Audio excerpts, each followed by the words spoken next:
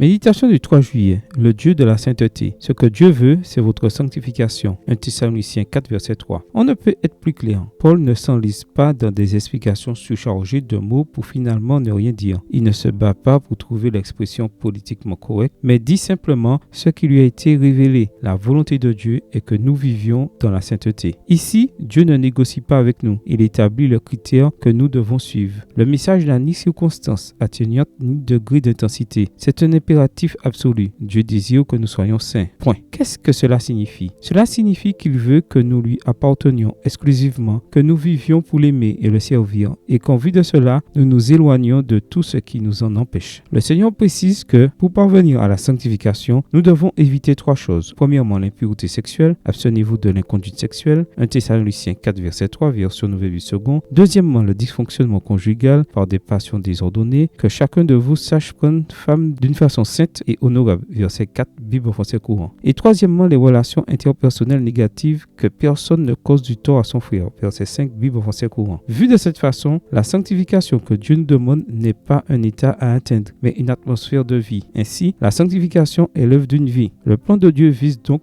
notre vie comme un tout et pas seulement une partie de celle-ci. Le vécu religieux ne se résume pas à aller un jour par semaine à l'église et rien d'autre. C'est en réalité un fil qui doit couvrir toutes nos relations humaines. Nous parlons souvent de la volonté de Dieu en la confondant avec nos plans et nos désirs. On enseigne à beaucoup qu'elle consiste à les rendre matériellement prospères et alors éviter la souffrance et la maladie. Naturellement, en enseignant ces demi-vérités, les églises se remplissent de personnes qui viennent profiter de ces offres, mais pas nécessairement pour chercher Dieu. Il est plus facile d'appartenir à une église que de vivre dans la sainteté devant lui. Mais il a parlé clairement. Il nous appelle à la sainteté. C'est le but que nous devons poursuivre en utilisant toutes les ressources qu'il met à notre disposition. Si la volonté de Dieu est notre sanctification, il nous aidera à l'accomplir. Lorsque l'effort humain coïncide avec la volonté divine, le résultat est la victoire pour l'être humain et la gloire pour Dieu. Amen. Bonne journée à vous et que le Seigneur vous bénisse.